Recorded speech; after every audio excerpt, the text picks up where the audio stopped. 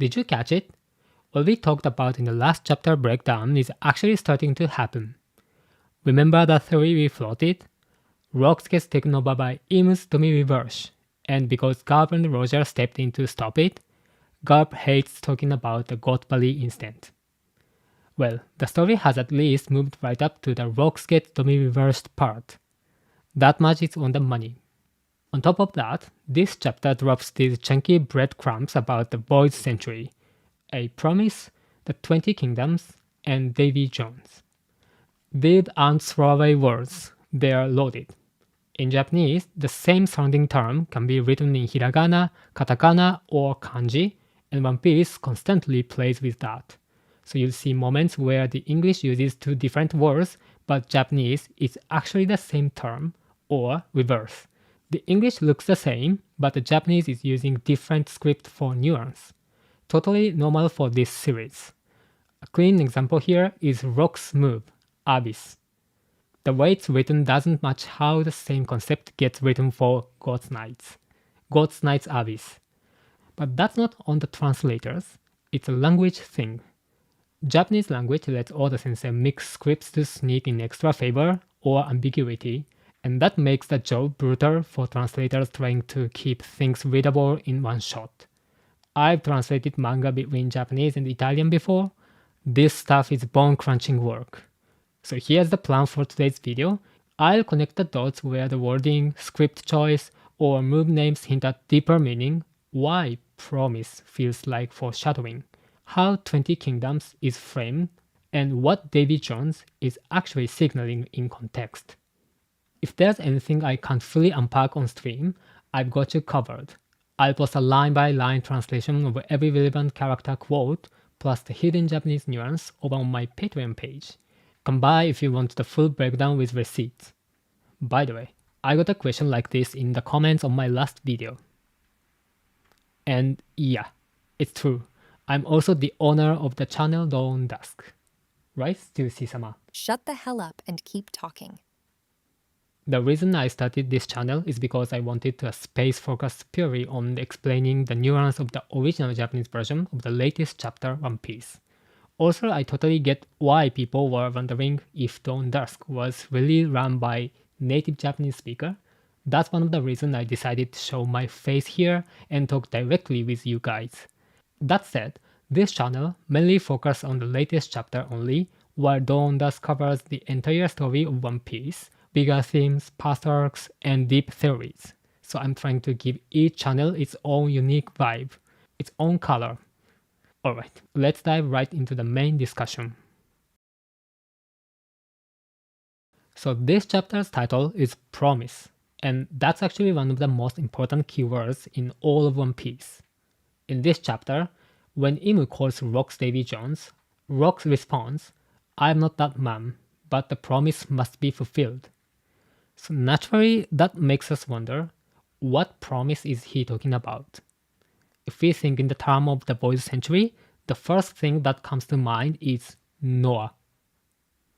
King Neptune once said, "That ship has been waiting quietly at the bottom of the sea for hundreds of years, ever since the great promise was made with a certain man long ago." And in Harley text, each chapter's final line ends with something like, 彼らはもう会えないのだ. They will never meet again, or 彼らはきっと会えるだろう. They will meet again. The Sea Kings who protected the Ark Noah once said, "The whales are rejoicing for the day when the two kings will meet again." So it seems clear that this promise, yakusoku, will be fulfilled when those two kings reunite. Also, there's another chapter title that uses the word promise. Promise Cape. Yakusoku no Misaki. Yes, when we hear promise, we'll all think of that whale.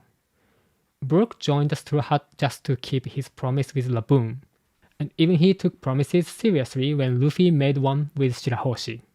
And Shirahoshi, being the queen of the Sea Kings, the very person Roger himself was curious about before she was even born, is most likely one of the they mentioned in the closing line of those chapters. So if Rocks mentioned this promise, that implies that's his bloodline, the Davy family. has inherited knowledge of that same ancient war. And that means Davy Jones himself must be involved in that promise somehow. Now, here's where it all starts to connect. Rox was searching for Galera. It's not confirmed yet, but the Ark Noah is said to be so massive that only the Sea Kings can pull it. That makes it highly plausible that the ones who built it were none other than the giant's right ship, Galera. And notice how Oda Sensei emphasized Imu's line. That's why it must be erased. From the flow of the story, it's pretty clear Imu wants to erase the promise itself. Because whatever that promise is, if it's fulfilled, it will completely destroy the balance of the current world. It's said that the Ark Noah will be used somehow when that ancient promise is finally fulfilled. But during Rock's time, the mermaid princess, the one essential for that promise, hadn't been born yet. That's why I think Rock was searching for Galera to build his own version of Ark Noah. A man-made ark to force that promise to come true, the very promise Im feared the most. And remember, Rox visited Elbaf multiple times. That means he must read the Harry text or seen those ancient mirrors from 800 years ago. That probably made him realize that in order to change the world, the birth of Shirahoshi was absolutely necessary, and that someone had to inherit his will make it happen. So he found a woman who could replace Shakuyaku as the one he was truly drawn to, and from that union came Teach. When Nimue managed to locate Aries and Teach in this chapter, Rock's shaken reaction probably came from that connection. Even though Rox is often painted as ruthless, I think deep down he was surprisingly devoted, both as a husband and a father. So his fear that moment probably came more from worrying about their safety than his original mission. Now, let's talk about that line from Imu this time. お前だったとは Davy Jones. So it was you, Davy Jones. It instantly reminds me of when Satan failed to capture Luffy and Im said, なぜ Joyboy を逃がした? Why did you let Joyboy escape? It's like Im-chan, after 800 years, is starting to lose track of who's who. Okay, that's half a joke, but seriously, notice how he calls Luffy Joyboy when he transformed into Nika, and now calls Rox, who's a descendant of the Davy family, Davy Jones. That shows Imu seems to view those who inherit a will as if they were same person. If that's the case, just like we talked about in the last video, Vivi could very well be standing in for Lily. Plus, a lot of people think Joyboy and Davy Jones are actually the same person, but based on how Imu deliberately switches between calling them Joyboy and Davy Jones, it feels more like they are two separate figures. And as I've said before on the Dusk channel, Davy Jones' will is carried on by Blackbeard, while Joyboy's will is carried on by Luffy. That parallel is what Oda Sensei is really driving home here. So when Rox calls Imu the king of the sewer rats, now in Japanese, the word dobu literally refers to ditch or drain, the kind of gutter where rainwater or sewage flows. And dobunezumi means sewer rat, the kind of rat that lurks around the filth underground. That's the literal meaning, but in manga and anime, dobunezumi is often used metaphorically, either as an insult toward others or as a self-deprecating way. It's a kind of word you'd hear in the heated line, like when the protagonist spits out, "You sewer rats think you can crawl your way up here?" Or when the villain sneers, "We are all sewer rats born to live in the dark." Given Rock's deep knowledge of history, that phrase could actually be a symbolic job referring to the 20 kingdoms from 800 years ago. In other words, he's implying those kingdoms were like sewer rats, the ones who crawled out from the darkness after turning on great kingdom that once ruled the world. Back then, there was said to be one massive kingdom blessed with highly advanced technology, the ancient civilization that flourished before the Void Century. The ones who opposed it were the 20 kingdoms. So if the world's center was originally that great kingdom, it's possible that 20 kingdoms were nations that had fallen behind, unable to keep up with its technological progress, and they formed an alliance out of fear and envy. And look at the Don Quixote family, one of those royal bloodlines now. Even during that age of scientific brilliance, they were still enslaving the Tontata people instead of using technology to replace labor. That shows how far behind they were. They didn't have the science to compete, so they resorted to exploitation instead. So if those were the kinds of people who formed the original 20 kingdoms, then it makes perfect sense why Rocks would sneer at Imu and calls them the king of the sewer rats. It's not just an insult, it's a statement. He's saying Imu's rule was born from the filth of those who couldn't stand the light of the old world. And in Wano Kuni, the Kurozumi family originally served under the Kozuki clan, but after they poisoned one successor after another, they were branded traitor, outcasts.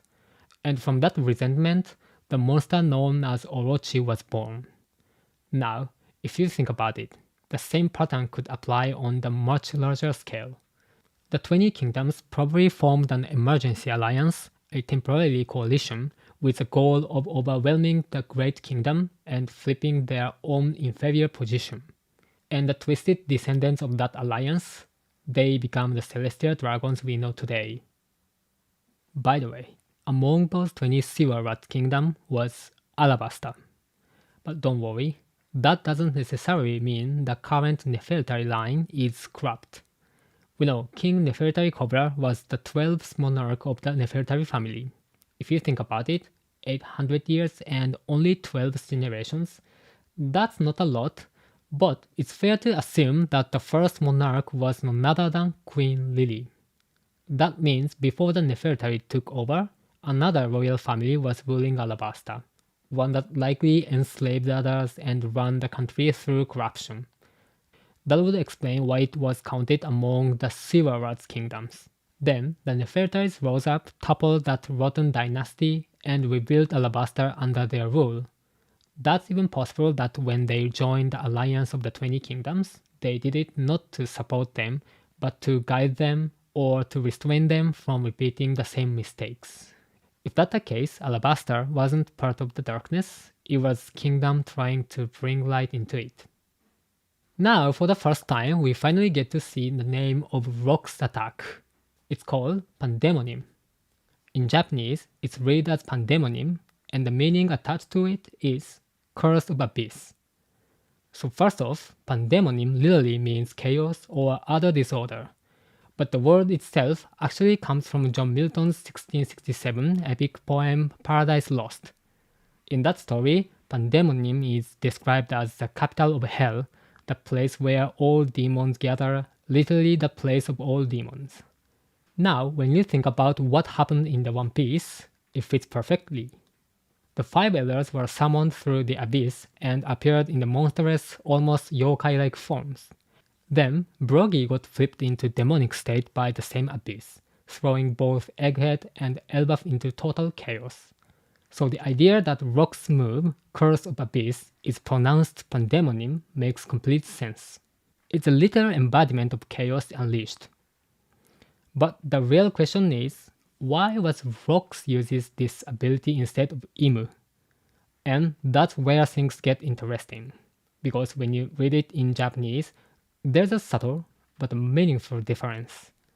The word Shin-en also means abyss, but here's the catch, the spelling is different. The abyss that the Ghost Knights or the Five Elders use for warping is written in katakana, abyssu. However, abyss in Rock's technique is written in kanji, Shin-en. That's not a random stylistic choice. Oda Sensei often switches between writing styles, hiragana, katakana, and kanji, to convey different layers of meaning. Later, we even see the word dragon written in those different ways depending on context. So it's safe to assume the same goes for abyss. Each version is used intentionally to show different origin, nature, or depth of power. So where exactly does Rock's attack, Shin-en no Noroi, Curse of the Abyss, come from? Well, it's probably connected to the legend that Davy Jones was caused by devil and still lives deep beneath the ocean. I explained this in more detail in another video on Dawn Dusk channel, but to put it simply, I believe there are two kinds of devils in the world of One Piece. The first is the one currently parasitizing Imu, and the second is the devil that made a contract with Davy Jones. In Tobias Smollett's The Adventure of Peregrine Pickle, there's actually a line that goes, according to the sailors, this Davy Jones is a demon who commands all the evil spirits dwelling in the deep sea. So in the context of One Piece, it makes sense to think that Davy Jones made a pact with the same kind of devil, one who ruled the spirits of the deep. And as a result, he was cursed to live only beneath the sea, forever bound to the ocean floor. In fact, Robin herself once mentioned that there's a legend saying Davy Jones was caused by devil and still lives deep beneath the ocean. That ties perfectly into Rock's technique, Curse of the Abyss. Shinyen no Noroi. It's likely a move named after his own ancestor, Davy Jones, who was cursed by devil and forced to live eternally in the depths. I actually got a lot of really interesting theories and comments from viewers about this idea. Some of them are seriously sharp. So if you got time after this, definitely check out that video too. I think you'll find it fascinating. By the way, during this fight, Kaido unleashed a move similar to Bolo Breath, but interestingly at that point, it didn't even have official name yet. He simply called it Ryu, Dragon. And here's something that might slip by on a quick read. The kanji used for dragon in that scene isn't the same one used for celestial dragons. The one Kaido used is the type of dragon written with the character that often refers to serpentine eastern-like dragons. The kind that slither and coil like a snake rather than one used for the heavenly dragons. If you want a deeper dive into that difference, check out the video I linked below. I break down how Oda Sensei uses completely different kanji depending on the type of dragon being depicted in the One Piece. Later on, Kaido finally settles on the name Bolo Breath, written in kanji as Netsuiki, which literally means hot breath. So that earlier dragon name never made that cut. It was probably just a temporary label. And judging from his goofy expression in that panel, you can really tell Oda Sensei wanted to portray Kaido as having his mischievous, almost playful side. Even though he's a terrifying monster, Oda Sensei keeps that lovable drunk uncle energy alive, the kind that's been there since his Shuron-hake techniques, where he'd go from slothful to affectionate to furious in all one breath. That playful streak had definitely been dialed up here. Now, moving on to Whitebeard attack. Its name is read as Hakua. Let's break that down. The first kanji means destruction, and the second means either sky or emptiness, depending on the reading. Since that same kanji is also used in the word for kuki, which means air, we can interpret Hakua as something like destruction of air, which perfectly matches the nature of Whitebeard's Gura no Mi powers, where he literally shatters the air itself. The third kanji in the move's name doesn't seem to carry any deep meaning, it's likely just there for stylistic balance to give the attack name that Oda Sensei's favor. And about that reading, Hakua. The Haku means white, which ties directly into his title, Whitebeard. It's another example of Oda Sensei's brilliant wordplay, a subtle linguistic echo that links Whitebeard's name, his ability, and his attack all in the one stroke. And then there's Ganzui. From the way he attacked those explosive bursts that looks just like Mr. Five's move, it's pretty safe to say he's a bomb fruit user.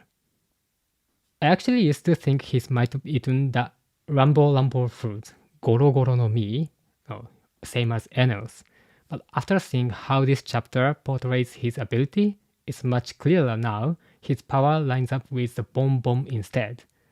Now, part of what led me to that original theory was his appearance. He's got that long, eel-like mustache, and if you think about it, electric eels can generate shock up to 600 volts to hunt or protect themselves. That plus the fact that he's constantly wearing the golden armor made me think he might have lightning-based powers like Enel. I figured the armor might be his version of Enel's golden escape pod, a way to shield or eject himself that things get bad. And to be honest, his overall look also reminded me of Rouge, so I thought he could have been from Skypiea. Turns out that might not have been too far off. There's interesting hint in this chapter. You see, he is now heavily implied to be the previous user of Bon Bon Fruit and the Mr. 5 inherited it from, but here's what's fascinating. Unlike Mr. 5, whose attack names always included the word nose, Ganzui's technique don't. Instead, his attack names contain kanji that means sky and snake. Now visually, his attacks don't really seem to involve the sky or snakes, so that might be a subtle clue about his origin. The sky could be pointing back to Skypiea or another sky island. And if you remember, the sky people are said to have sought something called the birth, and the blue planet below, which is of course the red line. It means red continent. And that red line in Elbaf Warriors is something called the bloodstained serpent. So the fact that Ganzui's attack name even included the kanji for red can't be a coincidence. So in this video, we've taken a deep dive into Boys Century's Promise, along with hidden past of Davy Jones and Imu, all from the perspective of someone reading the original Japanese version One Piece. Of course, there's still so much more I want to talk about, so if you're interested in more detailed breakdown with extra analysis and deeper Japanese insight, come check out my page.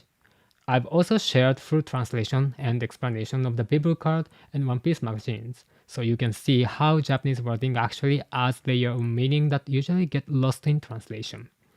And by the way, I also offer private Japanese lesson and translation or marketing support for people doing business in Japan, so if that's something you are interested in, feel free to reach out through the Instagram or email. Alright, that's it for today's video. Thank you for watching, and I'll see you in the next one.